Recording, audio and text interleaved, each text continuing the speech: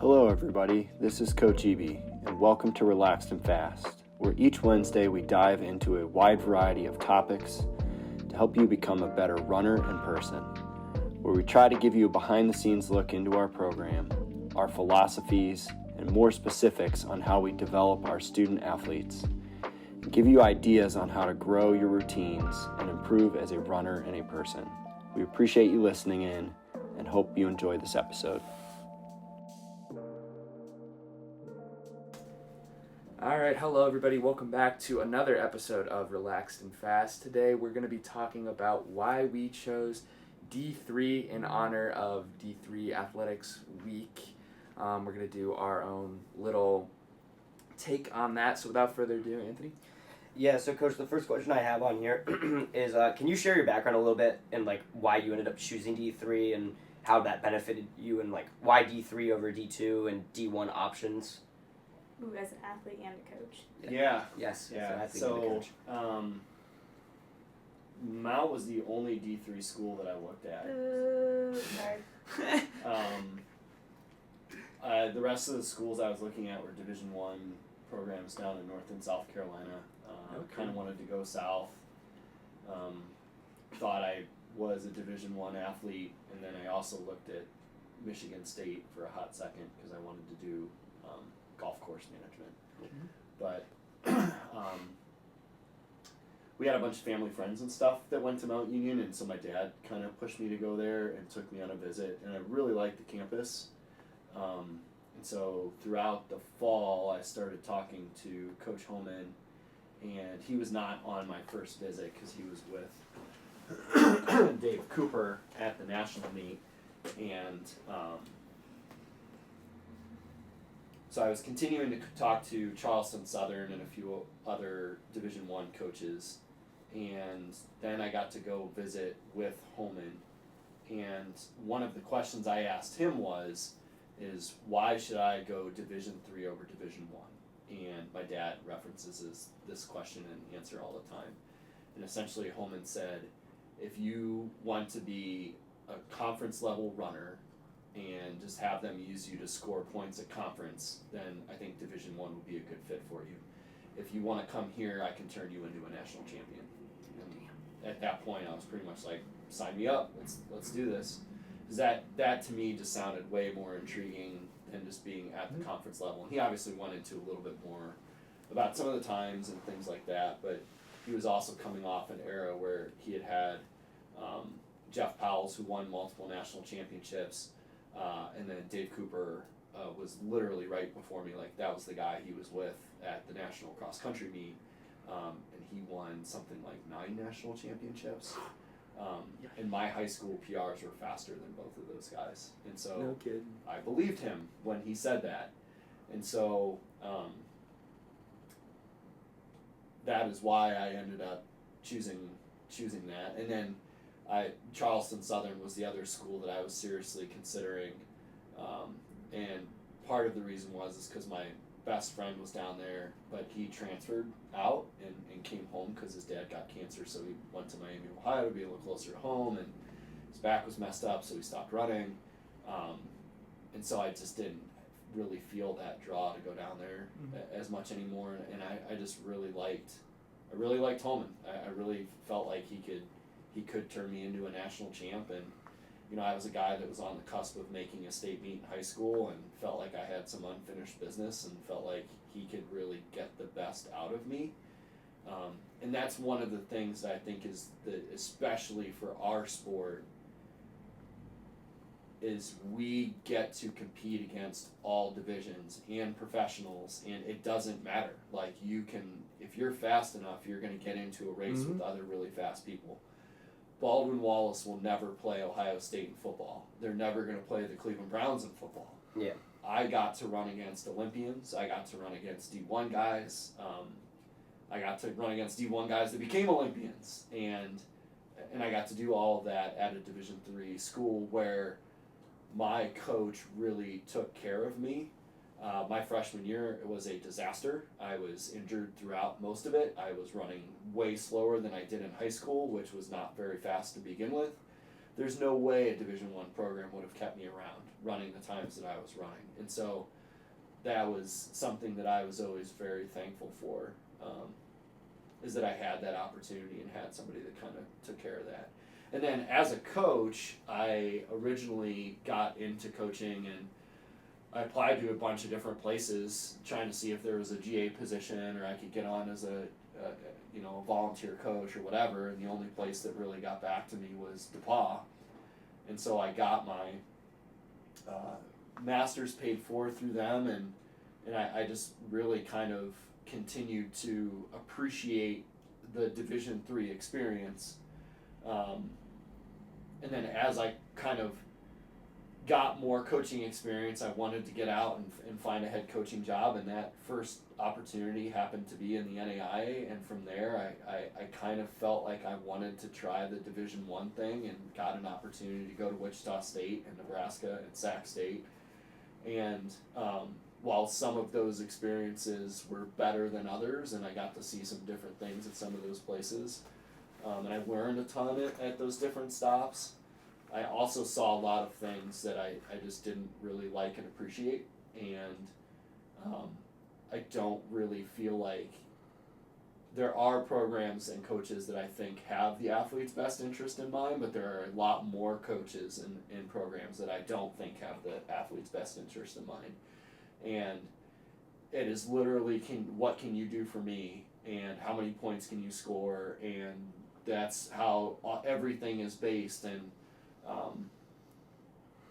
I just didn't like that, and the dream of trying to coach an Olympian just kind of lost a lot of its luster. Trying to coach a Division I All-American lost a lot of its luster. I've been at Division I nationals with athletes. I've been to Olympic trials. I've been to multiple USA championships. We hosted one when I was at Sac State, so I got all the behind-the-scenes looks at all of that while we were there. The experience that any Division III athlete gets at a national championship is the same as what a Division I athlete gets. Like, it really is. The signage is the same. How you're treated as an athlete is the same. There just happen to be other people that might be a little faster, at the Division I level versus Division III. And maybe like media coverage, like live Yeah. stream, But the reality is our sport is not covered at the same level as other sports. Yeah. And so, you're on TV for a time being, but the coverage isn't, it's not like it's that much more. Mm-hmm. Citius Mag is covering Division III at a higher, or Division I at a higher level. Yeah, you'll get on Flow Track or Right, something. yeah. But the actual physical experience of, and this is what I think is the most important piece to this, is getting to stand on top of the podium isn't any less meaningful to a Division III athlete because there's 2 extra Roman numerals after a letter on their trophy than it is to the Division I athletes. Mm-hmm. Like, the smiles are the same, the experience is the same, and ultimately that's what you take with you for the rest of your life. And that's really hard to explain to a 17 and 18-year-old kid. And so I do understand that sometimes there are monetary things that go into that, but a lot of times it's just the glorification and the prestige of the Instagram post of I am signing with a Division I school. Mm-hmm. And ultimately to me, I unfortunately at times know better and know more than what some of these kids are getting themselves into. And it's just not always what it's cracked up to be. It's not.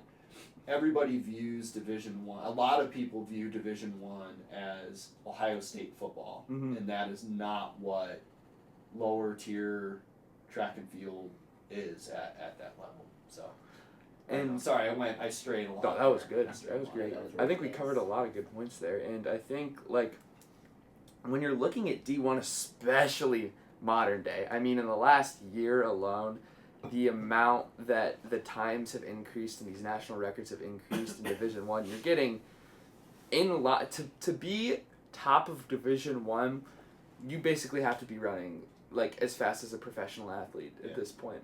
So it's about when making your decision. Well, with NIL deals, they practically are Yeah. professional Mhm. athletes. So when making that decision, you have to Wow. say, are you, willing to train like a professional athlete while also doing classes and stuff? And granted, it's different at a D1 level than it is at a D3 level, but it's, again, what are your priorities and what are you trying to accomplish with this journey? Are you trying to go run at the Olympics? Are you in a position where you think you could realistically do that? Or is this something where you just want to compete for an NCAA title, no matter what division it is, and call it a day there?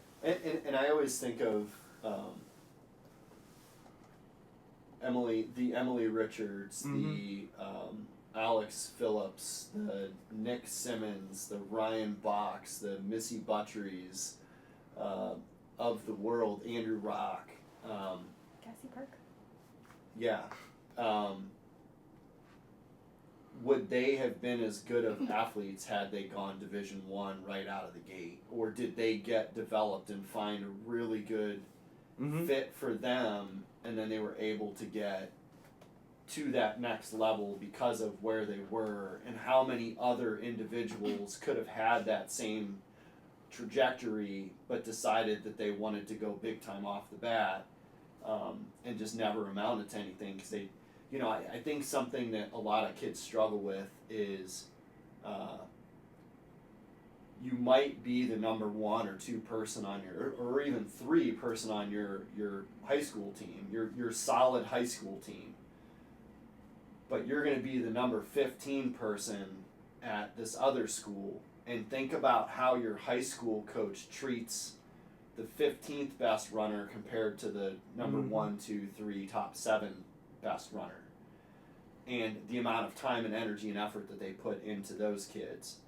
And if you're going to start off as the 15th person, are you going to get the time, energy, and effort that you need to be as successful as you can be? Now, if you can handle that and you can go in and you can just kind of grind away and be okay with that, then maybe that is a good fit for you, because you are going to have, potentially, depending on the program you go into, you're going to have some really good athletes to compete with and on a daily basis and be in workouts with. But are you at that ability level that's not going to burn you out, or you're not going to get hurt and then you're going to get on that real fun roller coaster? I've never heard it verbalized that way, and that makes a lot of sense when Like it's a dirty phrased truth. that way. It's a dirty truth. Because it's true. I think, like, when I was out of high school, if I would have went to one of these big D1 programs, I would not have had the mental strength to be a 20th dude on a team and still push my way through without any without much guidance. Like that's a big undertaking, and there's definitely a lot of people that can do that, but I'm not one of them. I wasn't one of them. I think I could now, but yeah. So it's just it is kind of an interesting perspective, and obviously, Alex Phillip was really good in college. And at our level and in our conference and all that stuff, and he made a good jump when he went to UNC and ended up being the 10th place finisher at the Olympic trials. Like that's a really big deal. And would he have made that jump if he would have stayed at John Carroll for the extra year? I don't know. I don't know that he would have had the. I mean, he was training with Parker Wolf every day. That dude's pretty good too, right? decent. But it is just kind of interesting to think about. Like, I don't know. I don't know Alex well enough to know. Like, I know him, but I don't know him well enough to know, like, could he have done that straight out of St. Pete High School? Like, would he have been able to make that jump right away, or was the in-between helpful for him, Yeah. It'd be interesting to sit down and ask him that, Did he need the slower development over time, or could he have Or just the jumped amount up of to time that UNC? Basista gave to him. Yeah. Because if I'm The not energy- the mistaken, energy. was he sub 17 out of high school? I don't think he was. I think he was.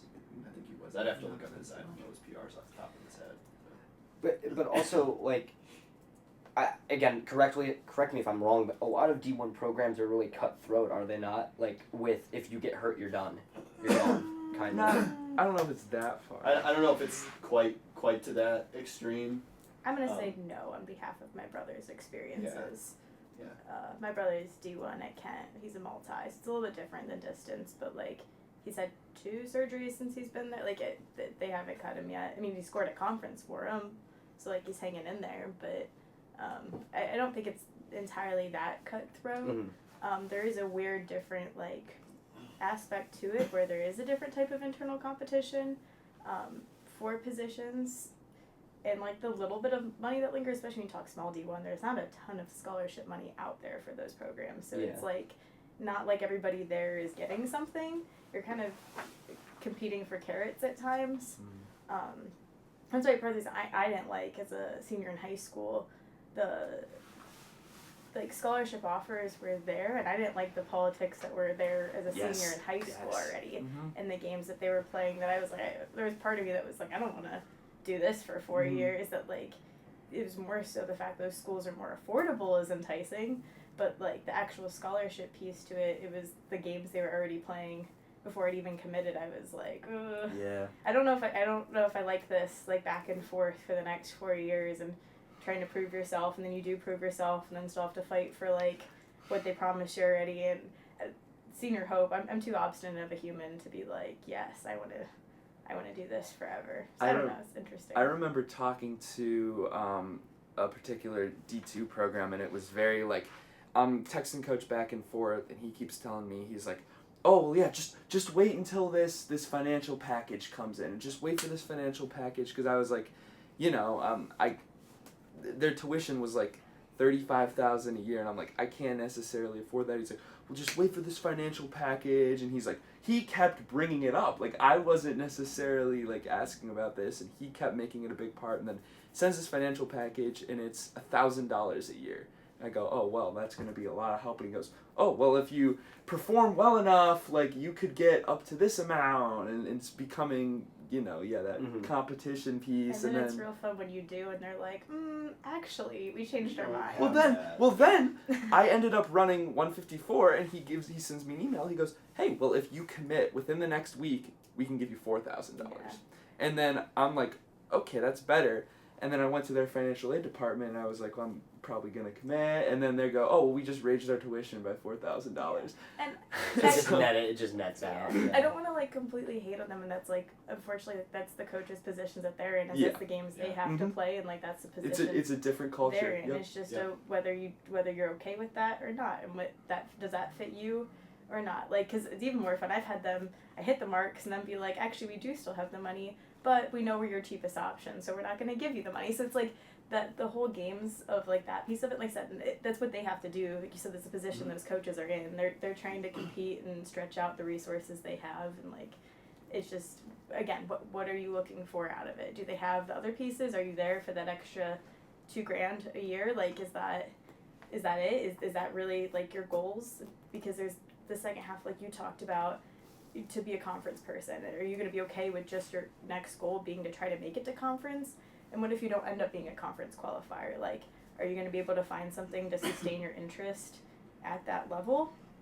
Or, like, does your biggest accomplishment become just that you were a D1 runner? Like, does that become the thing you've accomplished, which was something you technically did in high school at that point?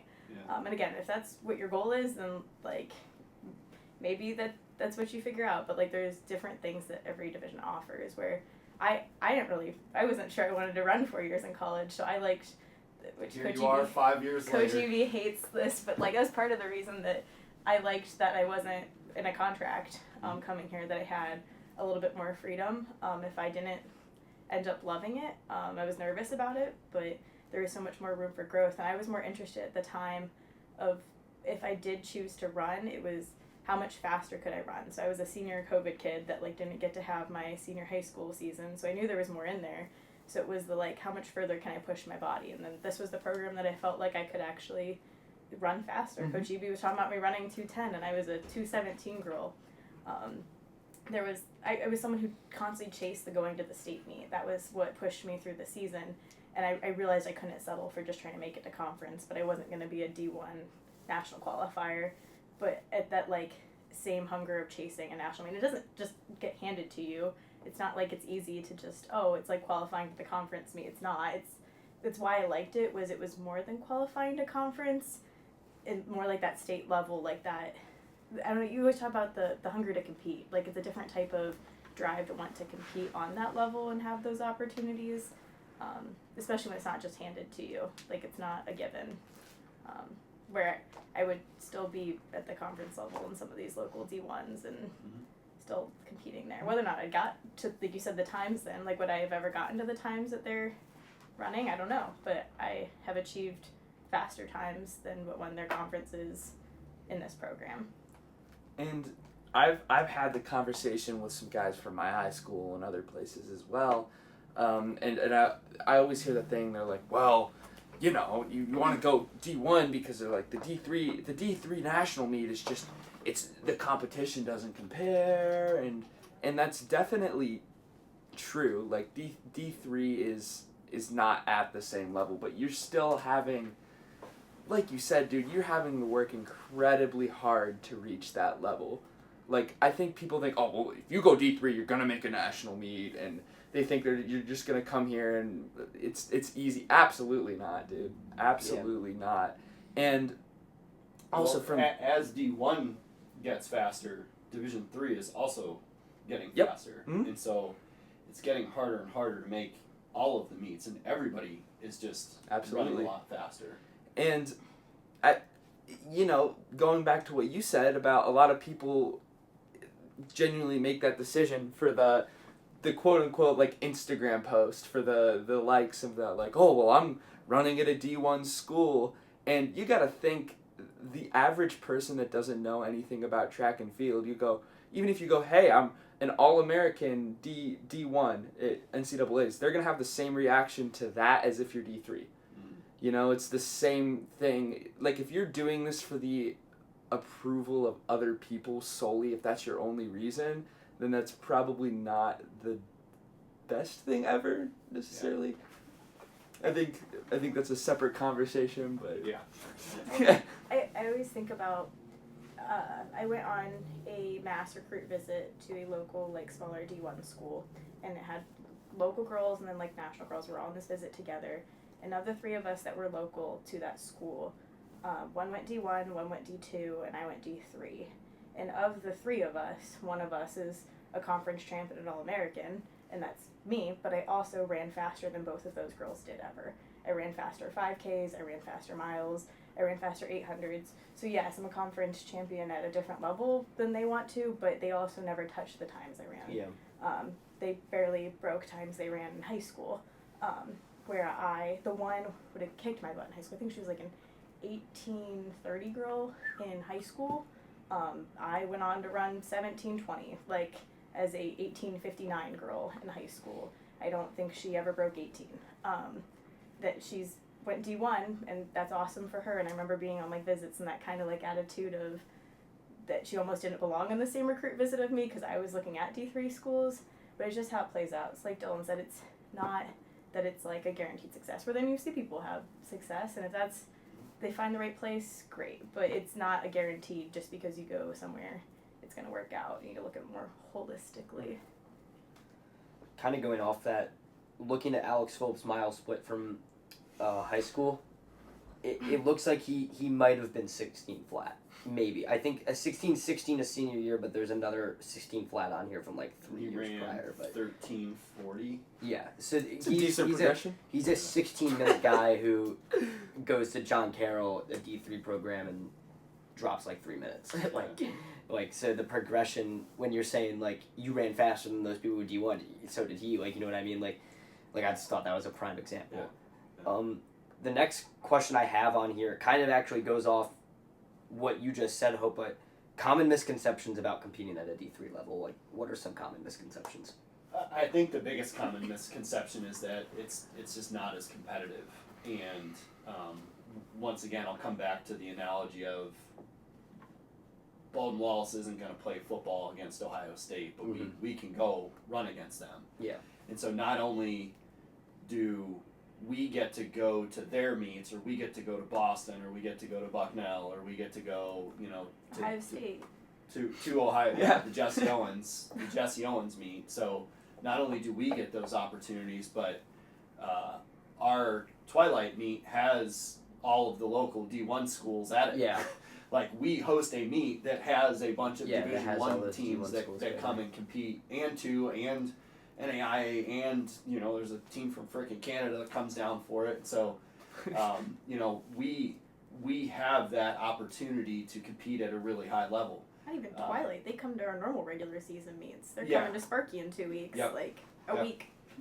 And so I think that is a pretty big misconception, is that the competition isn't there. Yeah, we aren't going to every big meet that is out there, but I don't think we need to do that. Mhm. Like Yeah. we can still run fast and compete Absolutely. really well with going to some of our local meets, and I think that is a huge misconception of the lifestyle of a Division I athlete, is this glorious thing where you're getting to go to all of these big meets all the time. That takes a lot of energy out of you. It is not easy to travel to all of those Yeah, 'cause meets, you're and the flying travel and to and stuff, from yeah. is not always glamorous. And so that is something that I don't think a lot of kids take into account, of having to sit on a van for multiple hours, like 12 hours in a weekend, having to catch a 4 a.m. flight out to make sure that you get to where you're going on time, and some of those things. And so, I think those are some of the biggest misconceptions with Division III. A lot of it just comes back to the competitiveness. And what I found over the years is that a lot of it, honestly, is jealousy. That we can go and compete against all of these other divisions, and we can, if I'm fast enough, I can get into a heat with Olympians, which I ran multiple races in college where I was standing on the line next to multiple different Olympians. And so we can do those things. But then we also get to have the experience where I can go line up at a national championship and go after an All-American title. And a lot of these other divisions don't have that opportunity, because they're just not quite at that level. And so I think there is a little bit of the let's run message board thread, My anonymous poster jealousy that goes on with some of these misconceptions that are created, type of thing. And I think look at the trip we did this year to Boston. That's what I was just And, about to bring yeah, up. I think and you see me bringing it up on my computer. We were running in the same meet that a world record was set at. You could Yeah. broaden it out and look at it that way. I mean, if you're putting in the work at a D3 level, you're gonna have opportunities. Those opportunities are gonna be given to you. You're gonna go as far as you let yourself go, I guess, if that makes sense. I mean, if As you much as look, you're willing to put Was in. it my sophomore year at Boston that I was like, I did not run great, but I was like, I was right behind. I was like following the girl in purple. Like, I don't know which school she was from. There was like a tiger on the back of her jersey, and I was just like sticking onto her, and you were like, you mean the girl from LSU? And I was like, oh, yeah, her. I mean, even if you look at like the mile you guys ran, I mean, around Dylan, you guys had like guys from Dartmouth were in this race, Boston U were in this race, like all these different schools, Arkansas State, right, Southern Indiana, High Point, like Buffalo.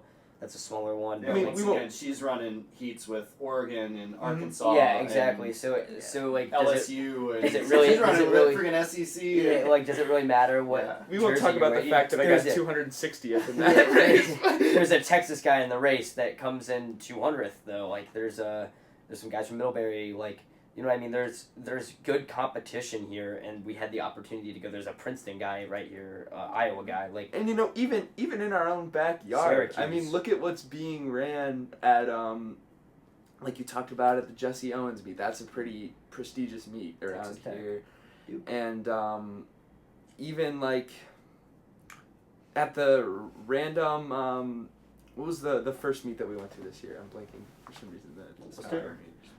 No, the first outdoor meet that we went Oberlin? to. Oberlin. Even there you have on a windy, cold, rainy day, like you have random guys just running like 15 flat out of nowhere, which obviously that's not like an incredible time, but even like, but even I mean, like, it's not the scrub leagues if you out look at here, it, like- if you look at the competition from the perspective of like, I'll never Let's- run a PR for myself, like Christian PR in that I'm gonna take 800. this in the route of Abby Collier, who ran a Mhm. nationally ranked time alone. Would she run she ran a 47 flat, no 57 flat. Wes 47. ran 48 Yeah. or 47, and like they both ripped times that ranked them. Yeah, at Oberlin, which Yeah, was and that's like a whole smaller. nother- Yeah. That's a whole nother conversation. But- But yeah. Character wise, again, of like is like the D3 the fit for you? I like the underdog aspect to this. We've talked about getting to hop in meets with like the D2, D1 schools. I went to a small high school, so I was D3 in high school in Ohio. So I already kind of had that little like small dog, big race kind of attitude. Like when I would get to race the bigger schools, so it's always kind of fun. There's just a different kind of like D3 pride when you get on the line with these like bigger schools. If you kind of got something to prove, so if you like that kind of mentality too, there's something fun about that. Getting to race them, and like that's something whether you're part of the crew that gets to go to Boston or the crew that runs at Sparky here in the middle, like they get a shot to beat some D1 guys, and that it's a fun aspect to that of like it's a different piece of the culture level at this, like trying to constantly I feel like prove ourselves. That's kind of an unspoken thing across. Like Faith Duncan just went down. NC State ran 32 something in the 10K. And that was part of like her narrative afterwards. It's like, you know, just the D3 girl out here trying to represent it and do her thing. But I think the other interesting part is, and this kind of comes back to my comment of sometimes it's not always what you think it's going to be. We've gone to the Ashland Last Chance meet and had multiple athletes from Ohio State running unattached at Ashland trying to earn their spot onto their team.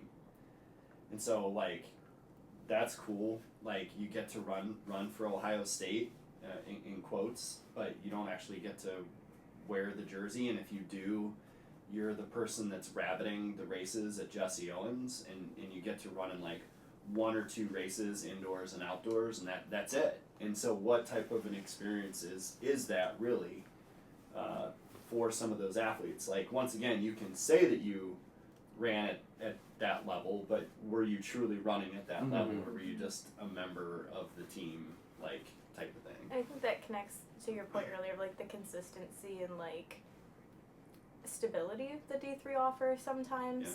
That you can even get into like coach turnover and different things like that. That you just have a little bit more, I feel like, stability sometimes in our programs. Well, I had to kick kids off the team at Sac State. Like, guys, 154 high school guys, because they didn't come in good enough shape, and the coach didn't want to keep them on our roster to actually take the time to develop them. And like, that was a conversation we were constantly having with guys that were very, very talented. That, hey, we don't have roster spots for these guys, so you either have to get them going in a week or two, or they're not going to be around much longer. And it's like, man, how does, like... And then add that into the fact you are trying to get a college degree. So you have that uncertainty, that unrest, that trying to maintain your spot, trying to maintain your scholarship, while also trying to be a student athlete and get your degree and get your schoolwork done. Like, we have to do all the same things too, but like, we don't have to live in fear necessarily of losing our spot on the team. We take it very seriously, put a ton of time into it, but it's not like a emotional limbo with it. And I think I also saw athletes that came in on scholarship and wanted to do nursing, for example, as a major, and they were told you can't do nursing. And they're like, well, you recruited me to be a nursing major, and they're like, yeah, but you can't do nursing. You're on too much scholarship money. It's going to take up too much of your time. You need to change your major, and you can go to nursing grad school after you're done with your running. no kidding. So then you can't even go there for what the purpose you was. originally So then wanted you to That's end what up I was just going gonna And to so a then, worse as a major. coach, having the conversations with the athletes, like, hey, you know, you could be a lot better if you didn't go out and party all the time, if you didn't drink 17 cups of coffee a day and stay up until 3 a.m. and blah, blah, blah, blah, blah. And one individual just looked at me and said, this is a business proposition. You are paying my education. I will show up to practice and work as hard as I can, which they did. But outside of this, you are not going to tell me what to do. Like, I've already had to bend. And it wasn't me that made this decision. I inherited this individual. But I was like, okay, as long as we know where we both stand, like, I'll coach you when you're here. And they were one of the best competitors I've ever coached, but they weren't going to change Mhm. their lifestyle to bend. They were getting an education, and that was it. Moving on with life after that. So, 'Cause- and that's some of the stuff too that it's really hard to sit and tell a recruit those stories, because they're gonna they might think you're having sour grapes or something like that, or oh, you're just mad because you're a Division III coach, or like trying to down talk Yeah. the D1 programs. But that is the reality. That is the reality. Mhm. Those are the things that I saw quite often. That was just like, man, my view is that our job is to help produce productive members of society and help you become better human beings. And there's a lot of other stuff that goes into it when you start throwing money and like, not only is your roster spot potentially on the line and trips to meets, but my job at my livelihood is on the line based on what your decisions are at that point. And that becomes a very interesting coach-athlete dynamic as well when that stuff starts coming into play too. And I mean, at the end of the day, you are at college to pursue an education. I mean, It's what it's supposed to be about. Yes, individually, That's what I was- the importance of that education is Some for of us you actually to believe. determine. That's what I was gonna ask. Like do you think a lot of it becomes more like I'm getting paid to run, so I'm just kind of gonna pick whatever and run? Like, do you think it turns into some of that sometimes in some cases? I think sometimes, yeah. Like where certain people are just like, or they tell you can't do what you want to do, pick something way easier and less time Except, consuming. I don't want to confine that to D1, D2, because that happens in D3 Mhm. too. But there are a lot of people who are here to run. Yeah. And the education is not their priorities. Like, that's something I want to be careful that we're not just like. Yeah, because I was not Yeah, in school I'm- to go to yeah, school. Yeah, Go- I'm not. I'm not. I I'm was not like. just gonna I'm not say- trying to bash it. Yes. I'm like genuinely But- curious if like but, that like, is a problem. It does flip because, then, like you said, then there are some people who do go D1, D2 because they are literally paying for, like, their priority is the school. So, Yeah. like, I think that's something interchangeable, but then again, you have to find those programs that fit that. Like, that's where then you have to look at, Yeah. okay, is this a D1 program that's going to let me, like, Yeah. prioritize school? Like, there's so many different, it's not everybody's the same. Just like Mhm. we're different than Absolutely. out and, like, Yeah, different that's things it. That's like a good that, point. that it's not like an automatic, this is how 1, 2, and 3 are. Yeah, yeah. And I mean, that's what it genuinely is a personal decision. You know, Yeah, and if it's you finding, are, it's yeah, all about finding the right fit. if you are, because like, if I was not running, I probably wouldn't have ended up going to Ball and Wallace. I would have done like an associate's degree at a community college or something. But I had that talk with myself, and I was like, I think that 4 years getting a bachelor's degree and also competing at the sport that I love, I think it's going to end up being worth that extra time and that extra effort. And I mean, so far it has been, and it's been a great time. Last misconception I want to quick have you touch on, Coach, before we stop hating on other divisions and talk about what we have to offer. Do you want to touch briefly on the price piece and how we can be competitive with some of the like D2 schools and that D3? You pay for what you get, but how that sometimes is more competitive than you realize. I think that price-wise. is a huge misconception about Division III because our Sorry. price tag can be significantly higher. But Or sticker price. yes, the sticker price can be significantly higher. But usually when it all shakes out, we are fairly competitive with even the local state schools, and we have to package that way because ultimately that's who our institution in general is competing against, is the Cleveland States and the Kent States and the Akrons of the world. And so we have to come fairly close to matching some of those, or we would never get any students at all. And so I think there are very few people in the world that are paying, full sticker price to go to college. There's some sort of academic assistance that happens within there. Yeah. Usually, Yes. or it's not. Once again, it's just not going to be the right fit for you, and you're going to have to find a different institution that will be affordable to you and what you're looking for and all that kind of stuff. Mhm. There's outside scholarships, there's Yeah. financial aid, there's price matching. There's Yeah. all kinds of different options. It's not just an end all be all. So look into it. It's just don't write it off by that. Just because Google tells you it's one price doesn't mean it's actually going to cost you that Exactly. much to go there. And you should probably hear out the It's probably advising not department. going to cost Yeah, that price. That's what I mean. Like Yeah, I you said, should- don't yeah. take it for what Google says it's going to cost you. Right. hear out the financial advising department at the university. Go for a visit. Yeah, Come like, see us. There was multiple schools where like I'd see the initial sticker price and be like, I would write it out of my head and go there, and they're like, no, actually, this is kind of where we do this, and Yeah. most at least D3 schools give you GPA Mhm. financial stuff. So Right. if your GPA is this, you get this much money off, and I know we do that here as well. So a lot of schools tend to do that stuff. The next thing I have on here, and I think we've touched on it just a little bit, but we should go more in depth about it. I think is like what unique opportunities do you get from specifically Division III, whether that's school and athletics. I think one of the biggest things is just the balance, Mm-hmm. the balance of life, the balance of academics and athletics. I think there is more of a balance here than there can be at Division One. I think, kind of Hope alluded to this earlier. You can decide not to run if that's ultimately what you want to do. If this isn't your passion, you're not held to a contract, and so I think that is something that and then you can get into the smaller liberal arts schools, which tend to be more Division III oriented around here. I think there are more opportunities for people to be in leadership positions with less people on campus than there are at a campus that has, hundreds of thousands of people going there. And so there's just going to be more opportunities to communicate and connect with professors. There's going to be more opportunities to take leadership roles within clubs and organizations on campus. And so I think that is something that is unique, at least to the D3 schools in our area. Like the numbers are gonna go up here a little bit with like a little bit of restructuring, but when I came in, it was like 11-to-1 faculty-student ratio. Yeah. That like your classes are small. You get to know the professors know your name.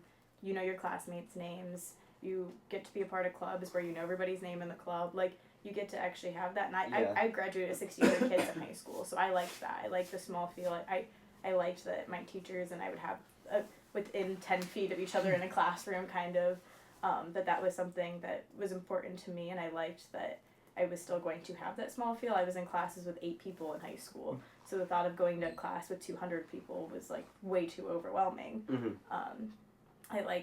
I always tell recruits, if they don't know what they want to do entirely, like make sure you pick a school that has other options that you like too. I like that we have the ability and to be able to sit down with professors and figure out like, okay, this major isn't working out for me. How can I make something else work? Like, are you going to be happy at that school if the running doesn't work out or if that major doesn't work out? Like, is there a different avenue for you to still be happy with your like experience there? That was told to me a lot too during my process. And I feel like D3 has a lot to offer in that sense of different 100%. options to pick from. I mean, even a prime example of like the everybody knows your name, like teacher wise, and they do that yesterday I forgot to turn something in, and it wasn't late work. Obviously, like I'm not gonna get a late grade.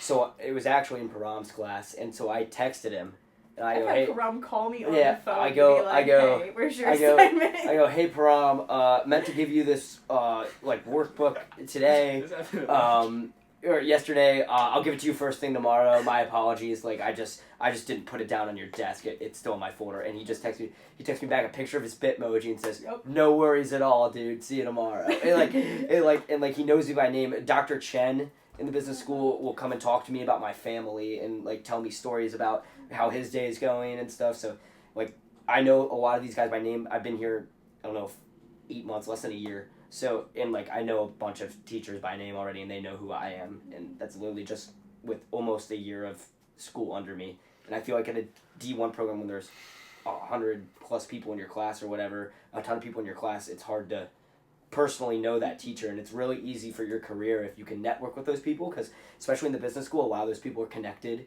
and have came from certain jobs, and you can network with those people and kind of use them to bump up your career status when you leave.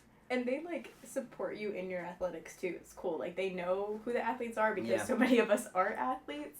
My senior capstone with Veto Chaya, every time I broke a school record, I just like the introvert in me would almost like dread, but like it was a really sweet idea. I would come into class at 8 a.m. on Monday morning, and it's the classroom that has like 8 TVs in it, and all of the TVs would have the article about me breaking the school record on it. And that was like one of the first things he would talk about in my whole capstone class was big things that happened over the weekend with people in the class, and he would share with them. And I broke like 6 school records last year, so it happened a lot. Even But now cool. with That never happened in a D1 classroom. with Wukich, she's me and Nick Schwartz's Bloomberg teacher. When we first came in there, like we had to do a discussion board, kind of talk about ourselves. We both said we were runners. Right after, she's like, I ran in college, like I ran for John Carroll, like she's like, how's the season going? So we'd have meets, and she like will follow along. So we'll come in, and she'll be like, how'd you guys run this week? What'd you guys run? And like is all over it. And like she also like a lot of them are a little lenient. Like there was one time I didn't turn something in because we had like the recruit weekend Do you here. ever turn stuff in? Oh, I turned a lot of stuff in. We don't have a lot of work, but I was like a 2 days late. Me and Nick were both 2 days late on it because promote the benefits of D3 education.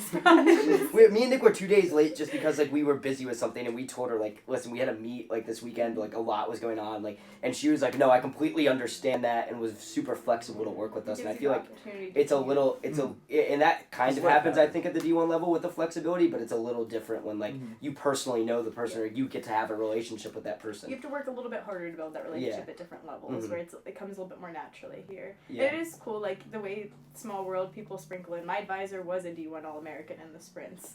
Like she's super cool, but like so she keeps up to date with everything I do and is always checking in, and like it is interesting, but like it comes a little more naturally. Yeah. My advisor knows my name after the first time I've met them. There's also times where like me and Nick would show up to class and like talk to Param early for like 10 minutes and just like hear about everything he's been doing and like his opinions on things. And I know Nick has gone to Frederick's class early and stuff, and like it's like you wouldn't get that opportunity at another level, even on the education side. I feel want, like again, like be naive to be like you can't ever find this on different levels. It Yeah, just but takes more effort. it's a lot more effort Yeah. when there's a lot more people and a lot more stuff to deal with. And I want to go back to what you said really quick, because you were talking about how you went to a small high school and you didn't like the idea of bigger classes. It's funny because I have kind of the opposite perspective. I went to a pretty big high school. I went to Medina, which is around Same. like 3/4. You went to Strongville, buddy. It's like as big as All right. But like 3,000-4,000 people there, and there was like close to 200 people on our track team. So there was people on the team that I had never met before, really, you know, like there was freshmen come in and I'm like, you know, you can't possibly know every single person's name on that team. And there would be times where I would just get overwhelmed at these meets where you have a tent with 200 freaking people in it. Yeah. And like, it was a lot. And one of my main reasons, I did not look at any D1 schools. I only looked at a couple D2 schools. I was mainly just looking at small D3 programs because like that was what I wanted. I wanted a program where it was quote unquote like it would be tailored to me. It would be, you know, you're not fighting for a spot. You're not competing with 70,000 other people for a spot on this team and that kind of thing. It's just, you know, I like that Or atmosphere. a spot in this club. Yeah. Or a Yeah. spot. This is the same thing in Strongsville. There's people on that team that like I never knew. They were like sprinters or throwers that like we just never knew. There's like 130 kids on the team, and there's people we never Well, interacted your with. guys is mine. My senior year of high school was the first year I ever scored in a cross country meet because we did not have enough girls to score. Are you It kidding was the me? first time I had 5 girls, and it was a huge deal that we got to score my senior year of high school because we did not have 5 I girls think on the Nate starting Jennings was line. telling us the same I thing. think the lowest number we had on cross was like 24 boys Crazy. like then, but like there's people like I had no idea who they were that were, and it kind of just felt like a little bit of a disconnect, if that makes sense, but kind of off topic. But back to our next question on here, which kind of actually goes into more of the education stuff a little bit, and like the balance that you were talking about earlier is like how is being able to take on like leadership roles and internships, studying abroad, like stuff like that, Like, how is that with competing at a D3 level? Like, how are you able to do that? I think it's possible to do it. I think with our sport it is a little bit harder. We were talking before we started how Hope has it been a challenge for her to try to figure out, like, when some of our study abroad stuff leaves is the time that she's getting ready for nationals. And so, but we have had some students in the past that have done some stuff in like June and July and gone on and done some study abroad. We've also had some individuals that have missed a season, and that was the experience that they wanted to have, and so they decided that they were gonna go to Ireland for the fall or do whatever, and so we've had that happen as well. Kind of coming back to what I mentioned earlier, I think a lot of and they're not going to get kicked off the team for doing that. Right, Again, it comes back to the stability piece of if Yeah. they really choose to do that, they will be Yeah. welcomed home when they come back from that.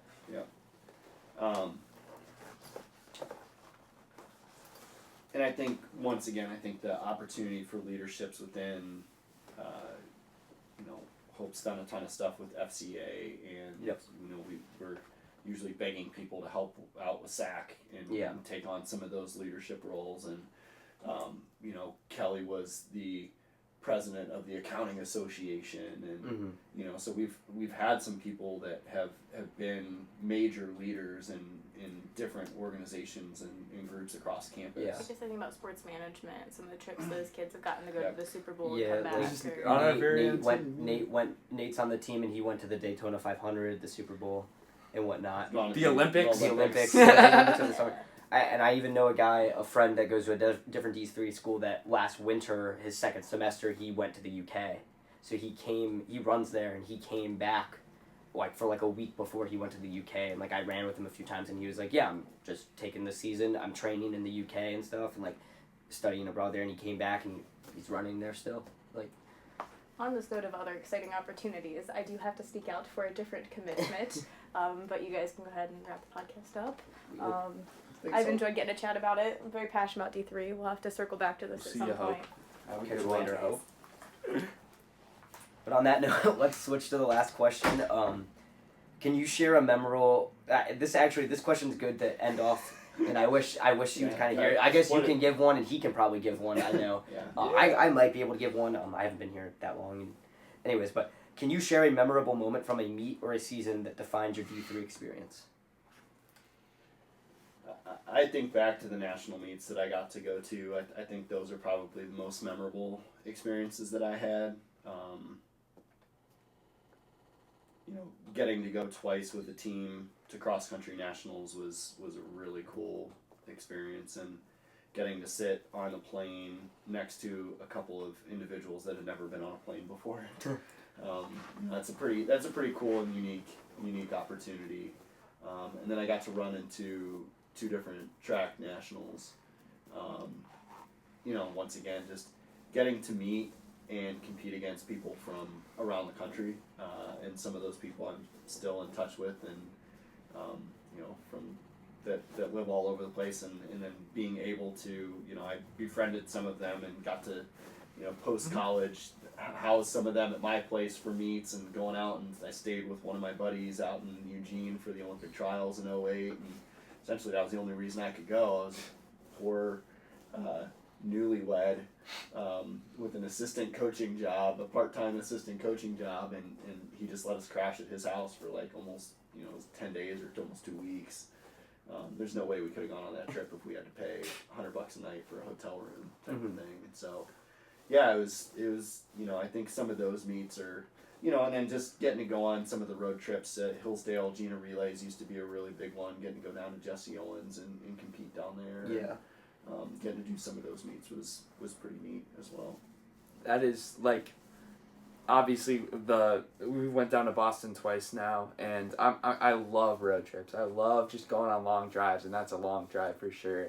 Yeah. And the amount of stories that come out of just the rides alone, the opportunities that you get at meets, and we were talking about, I briefly mentioned, like, we went out to BU for the Valentine's meet there, and obviously Grant Fisher set a 5K world record there. Yeah. So we did our race, so that was a freaking awesome day. We got to race in the morning, and then went out and got good food, came back, and we're eating our food, and we're watching a world record get set. So that was a pretty extraordinary thing that happened. You know, if I wasn't in this sport, we wouldn't have been able to see that happen. And then I think smaller scale stuff, even just like having the opportunity to podium at the conference meet this year for the first time, that was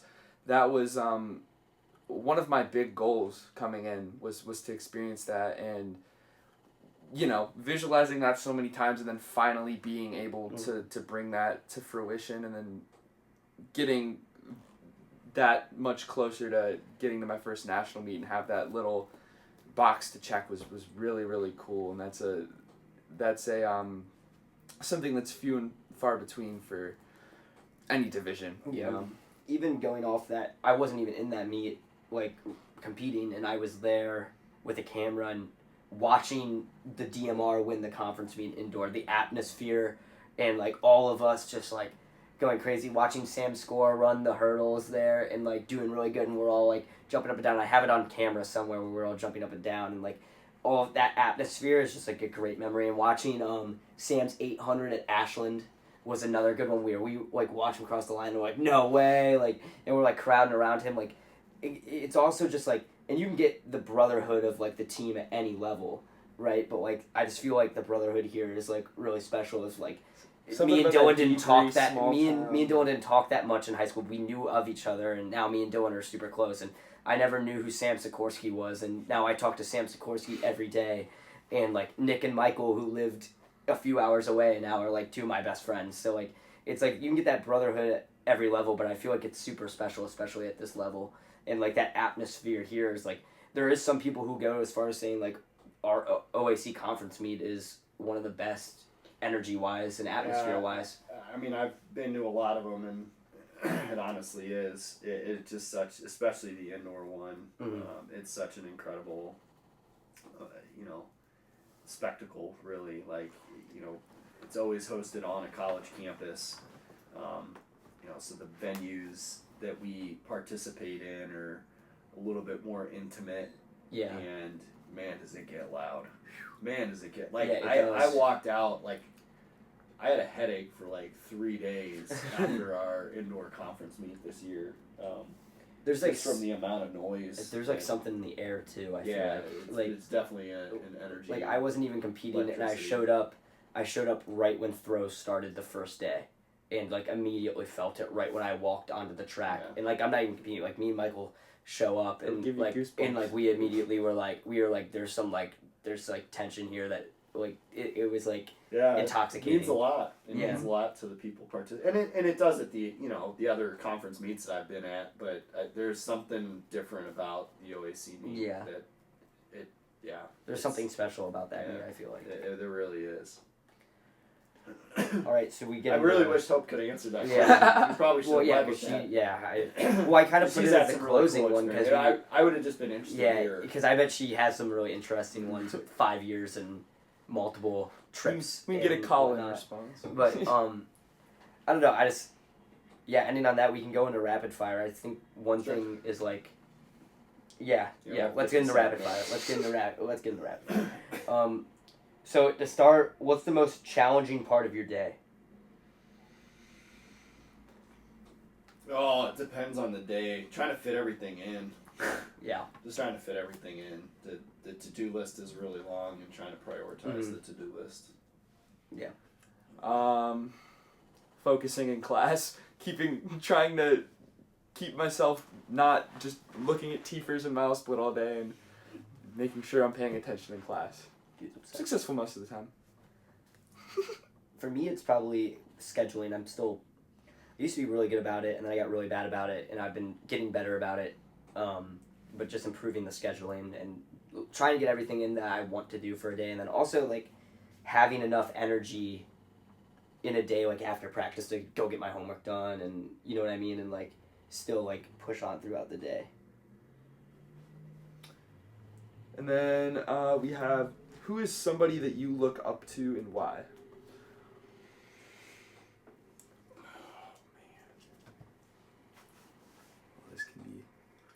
Yeah, Oh this my could go goodness. a lot of There's different a lot. directions.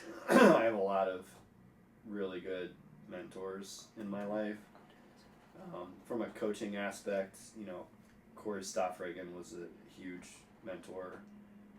I don't talk to him nearly as much as I should.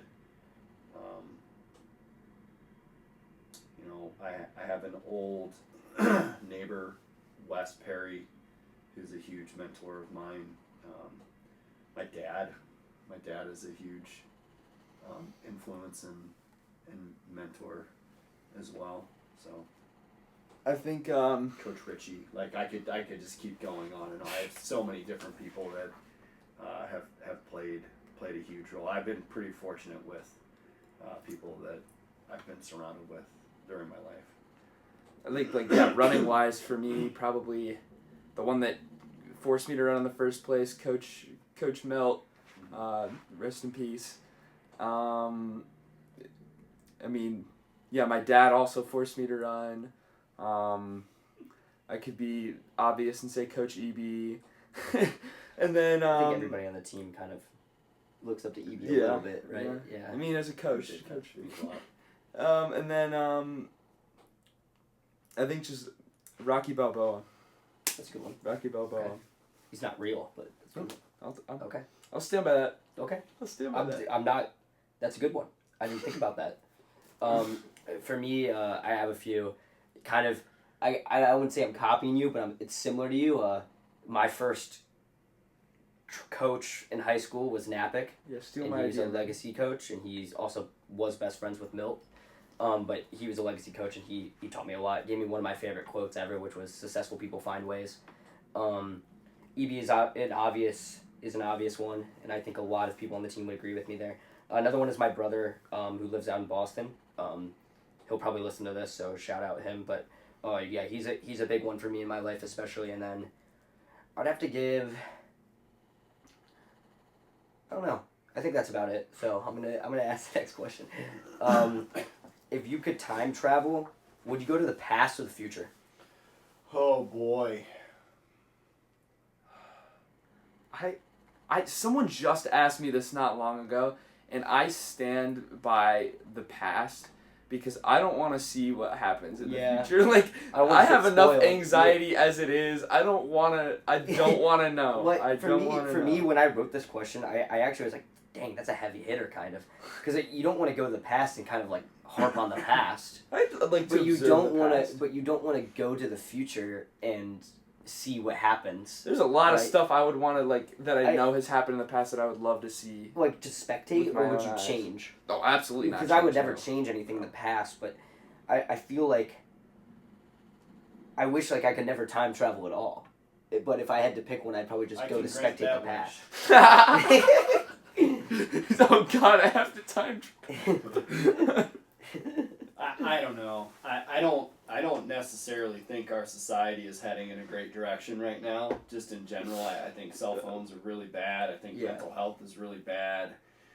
I don't know that the world leadership is going great right now. I'm not super fired up about where we're heading, but I also don't want to live in the prairies. Yeah, like when there's dinosaurs in the running around. 1740s. Like I also don't want to go back to the bubonic plague era where they don't know how to. Like I don't know, man. I don't know. I'm gonna have to think more about that one. I feel like I don't want to go. I'm good where I'm at. Well, that's what I'm saying. I feel like if I had to choose one, I'd probably just go and observe something that happened that was cool again. I wouldn't mind going back to the 80s or the 90s. Like an era. I didn't need to go back very far. I guess you'd go more specific. Do I get to go there for a little bit and come back? You know what I mean? Yeah. Because if that, I'm gonna go spectate and then come back. You know what I mean? What's a genre of music you never thought you enjoy, but now you love? I have answers for this one. I don't know that I have. I pretty much like the stuff that I like. I've never really it's not like I hated country and now I listen to country music type of thing. Country still sucks. Oh my God. I grew up and I was just I only listened to Billy Joel. I only listened to Billy Joel for the first 10, 11 years of my life, and then eventually I would my friends would, you're listening to rap music, man, what the heck? I'd be that kid, the one everyone hated. And then I remember when I got into rap music, and then like a couple years ago, I was thinking like, 10-year-old me would have hated myself. I was like, Same. what are you listening to, dude? What? Same. Who are you? Hope wanted us to add some closing points. So she says, advise high schoolers, don't get caught up in wasting your entire high school experience of trying to run to get a scholarship. Make sure that you're enjoying it for what it is. And yeah, I think that's some really good advice. Yeah. I think that's a good way to, I think that's to wrap it up for sure. You know, Absolutely. and that's one of the things that I always hope for, is that people will find a love and a passion for running and want to continue to run for the rest of their lives, or as Mhm. long as they can. And that's one of the things that I always get super excited to get to run with alumni whenever I have the chance, and get to continue to have that experience with them. And it's one of the things that is most valuable to me about getting to run with Kelly and Isaac every Wednesday, is that I get to see them continuing to train for marathons and ultra marathons, and just continuing to do something in the sport that is beyond. And you know, I think running can be a tool to get an education, but I think having the passion and enjoying it while you're in the moment is also really, Yeah, really important, because absolutely. it is a really cool time to get to compete at the high school level. I very much enjoyed my experience of running at the high school level, and still appreciate getting to go to the dual meets, and how special it felt to get to go to invitationals and all that kind of stuff. And it is a special, unique opportunity, so make sure you enjoy it, and the time that you get to spend with your friends and all that kind of stuff is really good. 100%. All right. Well, on that note, I think it's time to wrap it up, and I appreciate you guys for listening. Happy Um, D3 Appreciation Week. Yeah, everyone. happy Yeah. D3 Appreciation Choose Week. D3. It was a good way to cover this episode on that week, and it'll come out that week. And yeah, so if you guys haven't yet, go follow us on Instagram, relaxandfast.pod. Follow Goose on Strava. The dude's running a lot. I think he's up to 25, 30 miles a week. His dad's holding him back. That's Yeah. that's the problem. I'm And trying you know, to run a little bit more with them on a daily basis when I don't run with groups of people. But Oh, go check out the new logo reveal on the Instagram. Yeah, new at logo just came out. relaxandfast.pod. Shout out Andrew Peeler for making that. You know, if you're listening on Spotify, make sure to give us 5 stars. Leave some comments, because you know we'd love to see some comments. And if you guys have any recommendations on what you would like to do, feel free to reach out on Instagram or whatnot. Yeah, if you're listening on Amazon Music, if you're listening on Audible, if you're listening on YouTube, make sure to do whatever you can to show us some appreciation. We really appreciate you guys, and we will see you guys in the next episode. Peace.